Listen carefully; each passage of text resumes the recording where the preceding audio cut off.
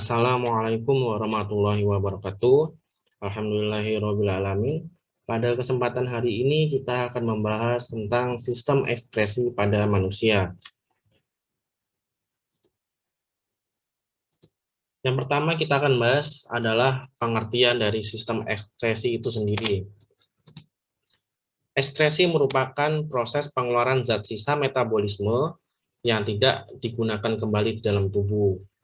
Hal tersebut harus dikeluarkan, karena kalau tidak, zat sisa metabolisme ini jika menumpuk justru akan menjadi racun bagi tubuh kita dan akan menyebabkan berbagai permasalahan kesehatan atau penyakit.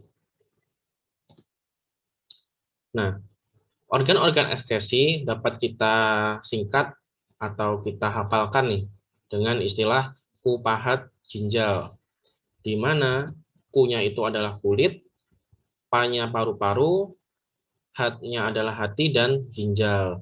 Jadi organ ekskresi itu hanya ada 4 nih, ada kulit, paru-paru, hati, dan ginjal.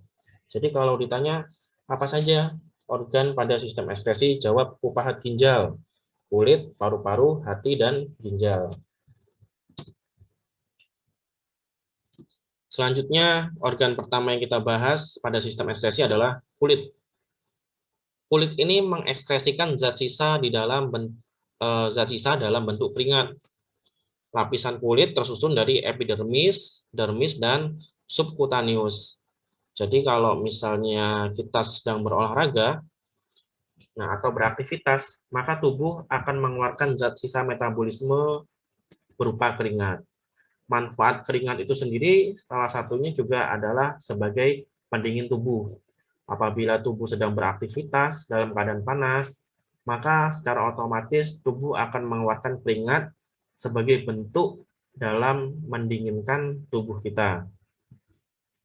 Kelenjar keringat terdapat di lapisan dermis. Gangguan pada kulit ini bisa terjadi, contohnya adalah jerawat dan biang keringat.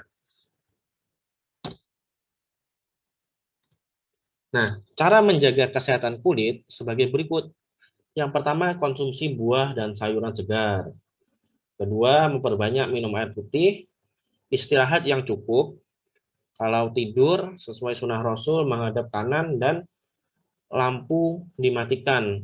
Karena ketika lampu dimatikan, tubuh akan mengeluarkan hormon melatonin yang sangat baik untuk kulit.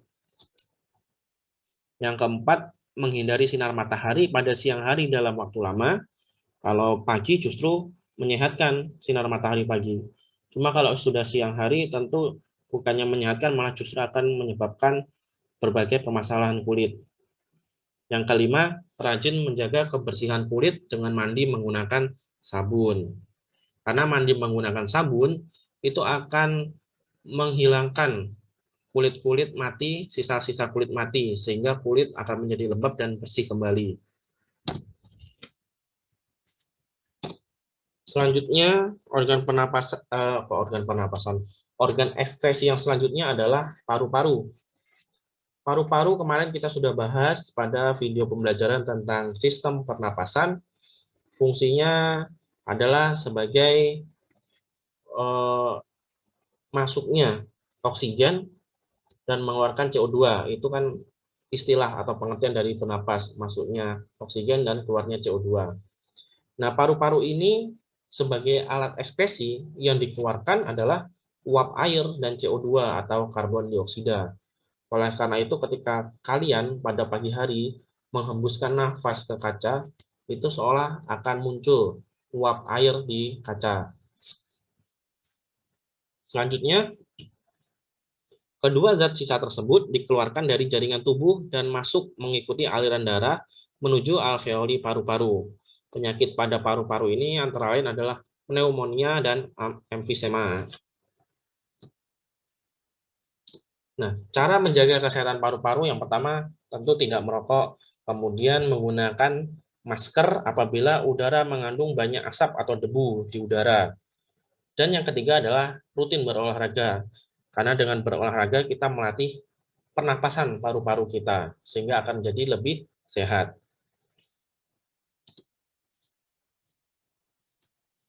Selanjutnya organ ekskresinya adalah hati. Hati ini sebagai alat ekskresi itu menghasilkan empedu. Empedu ini berasal dari penghancuran hemoglobin. Hemoglobin ini merupakan protein yang terdapat di dalam darah yang fungsinya akan mengikat oksigen. Oleh karena itu, kalau hemoglobin mengikat oksigen disebut oksihemoglobin. Kemudian hemoglobin bersama darah diedarkan ke seluruh tubuh dan kemudian kembali membawa CO2. Nah, ketika hemoglobin mengikat CO2, maka disebut karboksihemoglobin. Dan eritrosit. Eritrosit ini adalah sel darah merah. Maka ketika hemoglobin dan eritrosit ini sudah tua atau sudah habis pada umurnya, maka secara otomatis akan diautolisis atau dihancurkan oleh tubuh dan terbentuklah empedu. Akan terbentuklah empedu, cairan empedu. Nah, gangguan pada hati ini biasanya adalah batu empedu dan penyakit kuning. Selanjutnya, menjaga kesehatan hati dianjurkan dengan perbanyak konsumsi buah dan sayuran segar. Tentunya tidak konsumsi alkohol, karena alkohol ini sangat merusak hati. Ketiga, menghindari makanan cepat saji.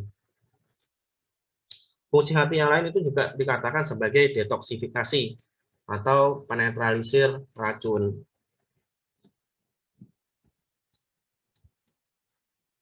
Terus yang terakhir, organ ekskresinya adalah ginjal.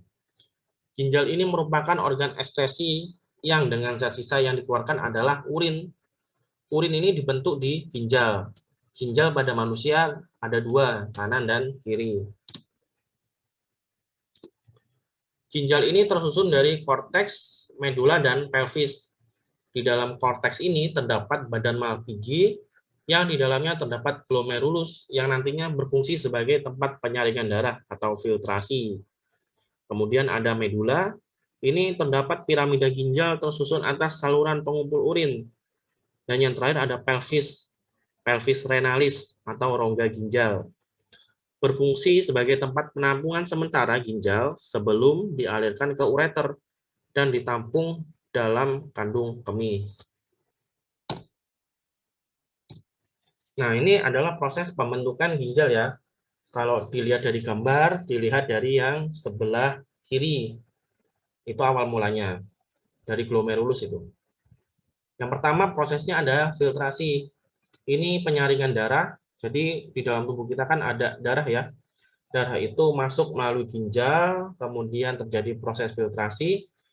Darah disaring melalui glomerulus sehingga didapatkan urin primer.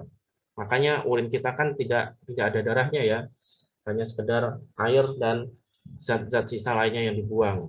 Jadi kalau glomerulusnya ini tidak berhasil menyaring atau terjadi kerusakan, tentu kencingnya bisa mengalir darah. Tapi nyatanya tidak, berarti glomerulusnya berhasil menyaring darah secara sempurna.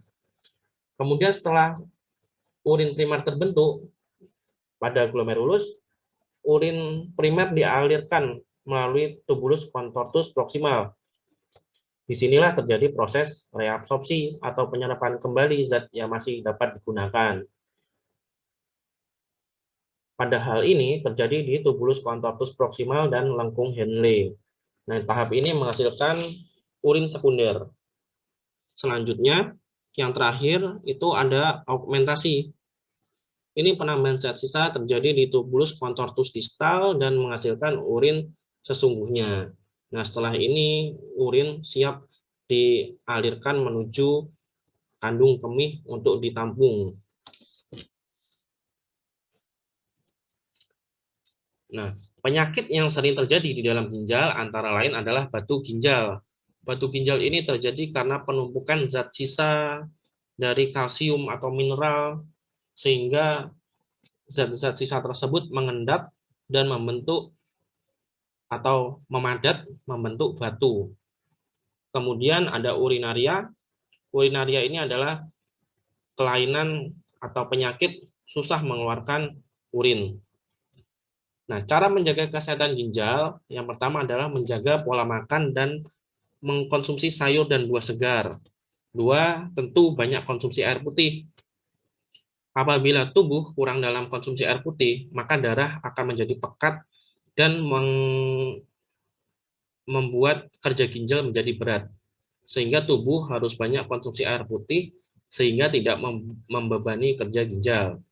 Tiga, tidak konsumsi alkohol, kurangi minuman bersoda, manis atau mengandung bahan pengawet, karena di dalam minuman itu terdapat zat-zat yang nantinya berpotensi mengendap di dalam ginjal.